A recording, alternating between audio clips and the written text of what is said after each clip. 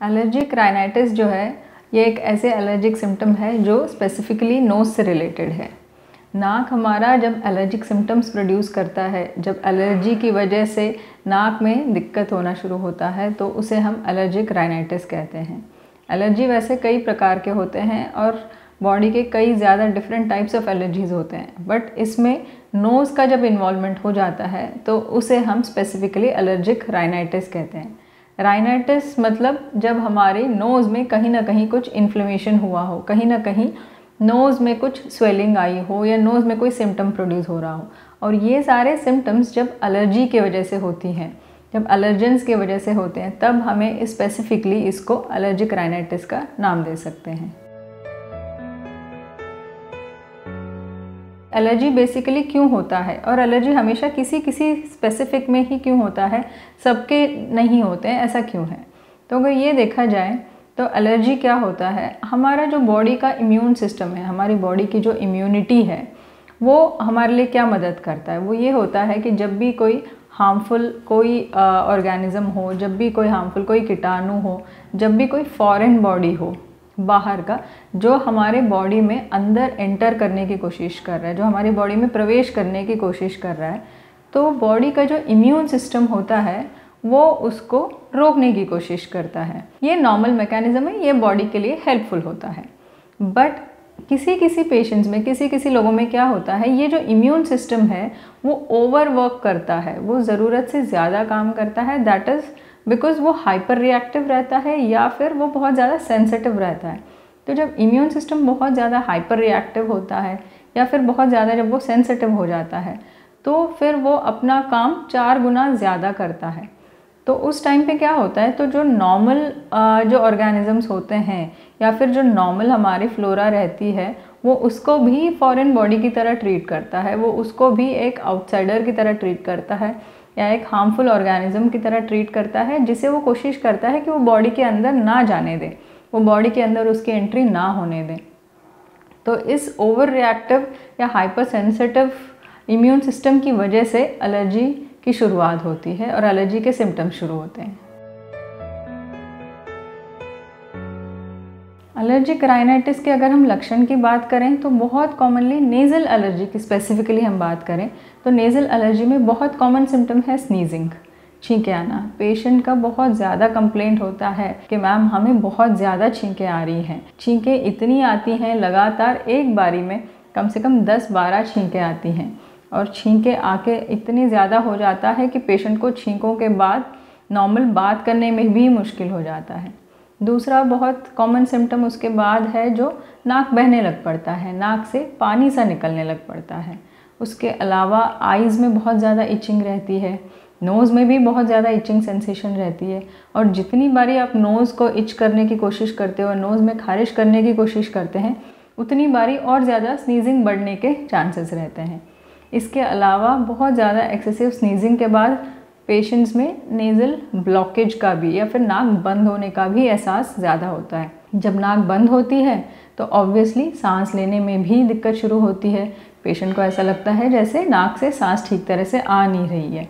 कभी कभी जब बहुत ज़्यादा होता है तो यही वाली स्वेलिंग हमें आइज़ में भी देखने को मिलती है, जो शुरुआत तो नोज़ से होती है लेकिन उसके सिम्टम्स स्प्रेड होकर आइज़ तक भी पहुंच जाती है। तो स्नीजिंग है, वाटरिंग ऑफ द नोज़ है, एक्सेसिव वाटरिंग है, एक्सेसिव स्नीजिंग है, ये सारी चीज़ें होने के बावजूद कभी कभी एक्सेस में जब एलर्जी के सिम्टम्स बढ़ जाते हैं तो पेशेंट को सांस लेने में भी दिक्कत होती है, सांस भी फूलना शुरू हो जाता है। ये सारे एलर्जिक राइनाइटिस के बहुत कॉमन सिम्टम्स हैं। एलर्जी जो है वो बॉडी के अपना ही इम्यून सिस्टम है जो ओवर एक्ट कर रही है, जो ओवर वर्क कर रही है। तो बेसिकली हमें क्या करना है कि जब भी ये इम्यून सिस्टम ओवर वर्क करती है तो नोज़ में हमारे नॉर्मली हिस्टामीन्स प्रोड्यूस होते हैं। हिस्टामीन एक केमिकल कंपाउंड है जो नोज़ में प्रोड्यूस होता है और हिस्टामीन प्रोड्यूस होने के कारण जब एक्सेस हो जाता है तो ये सारे जो सिम्टम्स अभी बताए हैं नोज़ के, जैसे इचिंग है, जैसे स्नीजिंग है, जैसे वाटरिंग है, ये सारे जो सिम्टम्स हैं वो उसी वजह से होते हैं, एक्सेसिव हिस्टामीन प्रोड्यूस करने की वजह से। तो जो भी हमारा ये ट्रीटमेंट होता है ये हमें हिस्टामीन को थोड़ा सा सप्रेस करने के लिए देना पड़ता है। बट इन सब से पहले ये ज़्यादा ज़रूरी है कि हम एलर्जन को अवॉइड करने की कोशिश करें। एलर्जिक राइनाइटिस की ट्रीटमेंट जो है बेसिकली मेडिसिन से ज़्यादा परहेज़ रखने की बहुत ज़्यादा इसमें ज़रूरत है। एलर्जिक राइनाइटिस एक ऐसी बीमारी है जिसमें बहुत ज़्यादा दवाई का जितना रोल है उससे कई ज़्यादा रोल है उन एलर्जेंस को अवॉइड करने की या फिर उन एलर्जेंस से परहेज़ रखने की या दूरी बनाए रखने की। जैसे हम अगर सोचें तो बहुत ज़्यादा पेशेंट्स हमें ये कंप्लेन करते हैं कि जैसे अभी मौसम चेंज हो रहा है, अभी गर्मियाँ ख़त्म हो गई हैं, सर्दी शुरू होने वाली है, तो ये जो चेंज ओवर मौसम है, जैसे सर्दियाँ ख़त्म हो जाती हैं, जैसे मार्च के महीने में, मार्च अप्रैल के महीने में जब गर्मियाँ स्टार्ट होती हैं, ये जो सीज़न का जो चेंज ओवर है, इस टाइम पे बहुत ज़्यादा पेशेंट्स को एलर्जी के सिम्टम्स शुरू हो जाते हैं। अब वेदर का बहुत ज़्यादा तो हमारे हाथ में होता नहीं है कि हम वेदर चेंज में कुछ भी कर पाएँ, लेकिन इसके अलावा हम क्या कर सकते हैं कि जब भी वेदर चेंज होता है हमें अपनी इम्यूनिटी को अच्छे से बना के रखना है ताकि बहुत ज़्यादा उसका इफ़ेक्ट ना रहे। दूसरी चीज़, बहुत ज़्यादा नेज़ल एलर्जी के सिम्टम्स उन पेशेंट्स में आते हैं जिनमें तेज़ धुआं हो या फिर बहुत स्ट्रॉन्ग स्मेल हो, जैसे परफ्यूम्स है, जैसे किचन में जो खाना बनता है उसका जो तड़का लगता है उसका स्मेल है, जैसे मंदिर में धूप लगता है, जैसे वो धूप बत्ती हो, ये सारे जो बहुत स्ट्रॉन्ग स्मेल्स होते हैं इनमें बहुत ज़्यादा एलर्जी के सिम्टम्स प्रोड्यूस होने के, नेज़ल एलर्जी के स्पेसिफिकली सिम्टम्स प्रोड्यूस होने के बहुत ज़्यादा चांसेस रहते हैं। तो जो भी पेशेंट्स हैं जिनमें एलर्जी के सिम्टम्स रिकरेंटली बार बार आने के चांसेस रहते हैं जिनमें, तो उनको इन सब चीज़ों से प्रिवेंशन हमेशा ही करके रखना पड़ेगा, इन सब चीज़ों को हमेशा ही अवॉइड करना पड़ेगा। जैसे हम बाहर निकलेंगे, धूल मिट्टी से भी बहुत ज़्यादा लोगों को एलर्जी के सिम्टम्स स्टार्ट होते हैं। तो ऐसे पेशेंट्स में हमेशा ही ये ध्यान रखना है कि जब भी बाहर निकलें, जब भी हम ट्रैफिक में निकलें, जब भी हम बाइक पे निकलें, तो हमेशा मुंह पे एक कपड़ा बांध के निकलें, एक मास्क पहन के निकलें, ताकि वो धूल मिट्टी का जो एक्सपोजर है वो सीधे नाक पे ना लगे। जितना पॉसिबल है उससे हम उसे अवॉइड कर सकते हैं। जैसे घर में भी कभी सफाई हो रही हो, घर में जैसे कभी पेंट हो रहा हो, तो इनमें भी एलर्जी के बहुत ज़्यादा सिम्टम्स दोबारा डेवलप होने के चांसेस रहते हैं। तो तब भी हम ये एडवाइस करते हैं कि घर में जब भी सफाई हो रही हो, धूल मिट्टी झड़ रहा हो, तो एक गीला कपड़ा लेके मुंह पे बांध दें, फिर अपना नॉर्मल जो घर का काम है वो करें। तो इन चीज़ को अवॉइड कर सकते हैं। जो स्ट्रॉन्ग स्मेल्स हैं, जो परफ्यूम्स हैं, जो खाने की स्मेल्स हैं, इन सब से डिस्टेंस बना के रखिएगा या पर्सनल यूज़ के लिए इनको डेफिनेटली अवॉइड करिएगा। और स्मोकिंग का जो है, जब हम बाहर निकलते हैं कोई और स्मोक कर रहा है, सिगरेट स्मोक, इससे भी बहुत ज़्यादा एलर्जेंस एक्टिवेट होते हैं, तो इसको भी कोशिश करिएगा कि इस चीज़ से डिस्टेंस बना के रखिएगा।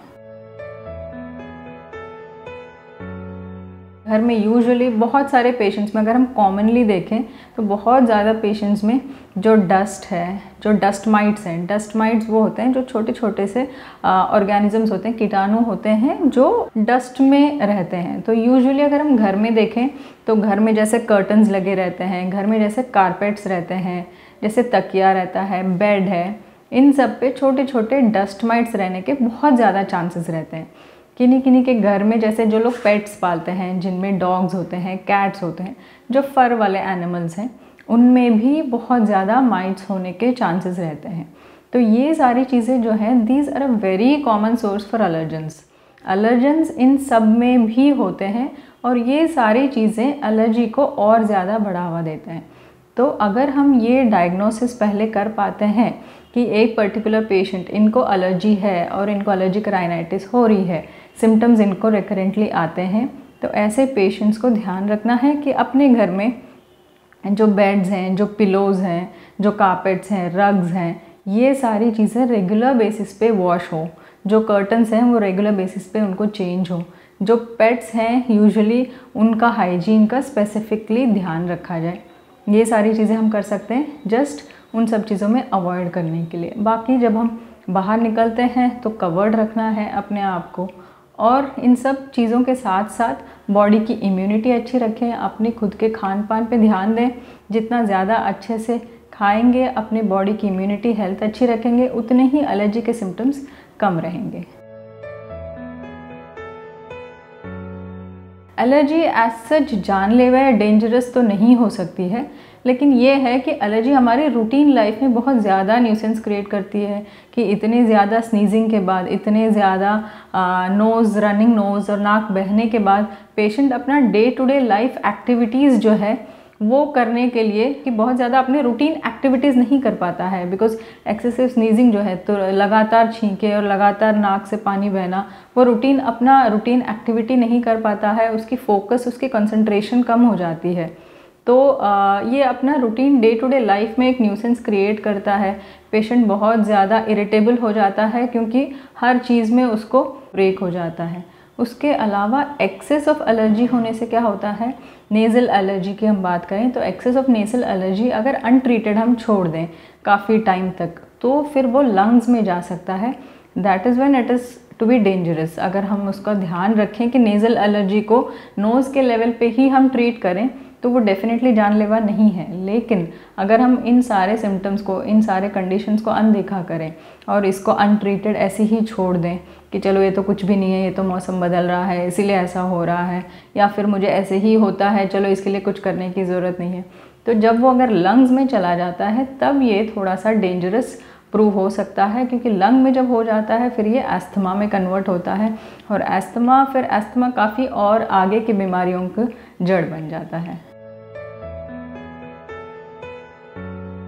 अगर पेशेंट एलर्जिक राइनाइटिस का है तो डेफिनेटली यही सलाह दूंगी कि जो भी है पहले अपने जो सिम्टम्स हैं उनको आइडेंटिफाई करें, जो आपके प्रॉब्लम्स हैं उनको उस सिम्टम के साथ और अपने डे टू डे एक्टिविटीज़ के साथ को रिलेट करें कि अच्छा ये जो सिम्टम हो रहा है ये स्पेसिफिकली किस टाइम पे हो रहा है। कभी ऐसा कोई मौसम है जिसमें ये बार बार रिपीट हो रहा है, या फिर ऐसी कोई एक्टिविटी है जो कि जब ये होता है तभी मुझे ये सिम्टम्स आते हैं। तो पहले अपने लाइफस्टाइल को उस हिसाब से कोरिलेट करें कि आपके जो सिम्टम्स हैं वो किस टाइम पे हो रही हैं, या फिर किस टाइम पे इनका ज़्यादा बढ़ रहा है या ज़्यादा कम हो रहा है।